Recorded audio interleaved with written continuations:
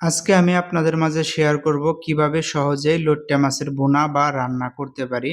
সচরাচর আমরা কিন্তু লইট্টা মাছের শুটকি বিভিন্নভাবে রান্না করে খেয়ে থাকি, কিন্তু কাঁচা লইট্টা মাছ অনেকেই আমরা জানি না কিভাবে রান্না করতে হয় বা বোনা করতে হয়। তাই আমি আজকে দেখিয়ে দিচ্ছি কিভাবে সহজে রান্না করবেন লইট্টা মাছ। আমি এখানে হাফ কেজি লইট্টা মাছ নিয়ে সুন্দরভাবে কেটে ধুয়ে কিছুটা লবণ আর কিছুটা লেবু দিয়ে 30 মিনিটের জন্য আমি রেখে দিলাম।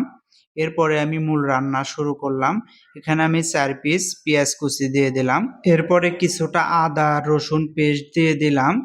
পেস্টটাকে ভালোভাবে কষিয়ে নেওয়ার জন্য আমি একটু পানি দিয়ে দিলাম। এরপরে লবণ, মরিচ, হলুদ, ধনিয়ার গুঁড়া, জিরার গুঁড়া সব মশলাগুলো দিয়ে মিশিয়ে নিলাম। মশলাটা যাতে করে পুড়ে না যায় একটু পানি দিয়ে সুন্দরভাবে কষিয়ে নিতে হবে। এরপরে আমি কয়েক পিস টমেটো দিয়ে দিলাম। টমেটো দেওয়ার পরে ঢাকনা দিয়ে ঢেকে বেশ কিছু সময় কষিয়ে নিতে হবে। আমার কষানো হয়ে গেছে। এরপরে আমি লইট্টা মাছগুলো দিয়ে দিলাম। লইট্টা মাছ কিন্তু অনেকটাই নরম হয়, বেশি সময় রান্না করতে হবে না। 10 মিনিটের মতো রান্না করলে কিন্তু রান্না রেডি হয়ে যাবে। রান্নার শেষ মুহূর্তে এসে আমি কিছুটা কাঁচামরিচ অ্যাড করে দিলাম। এই তো দেখেন রেডি হয়ে গেছে মজাদার লইট্টা মাছের বোনা।